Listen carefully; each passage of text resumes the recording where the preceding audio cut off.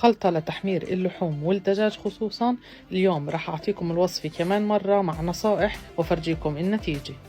معلقة صغيرة من الفلفل، معلقة صغيرة من البابريكا، معلقة صغيرة من الكمون، معلقة كبيرة من بودرة مرقة الدجاج الفورية، معلقة كبيرة رب بندورة، معلقة كبيرة تشيلي ماتوك اللي هو التشيلي الحلو، ومعلقة كبيرة تشيلي حار، معلقة كبيرة دبس رمان، معلقة صغيرة من الملح، وعلى الأقل 3 معالق من زيت الزيتون أو أي زيت نباتي أو حتى سمنة. كمان نهرس 5 سمون من الثومة ومعلقة صغيرة يعني معلقة كبيرة من دبس الفليفلة. إذا مش متوفر ضيفوا هريس الفليفلة اللي بيجوا بمعلبات.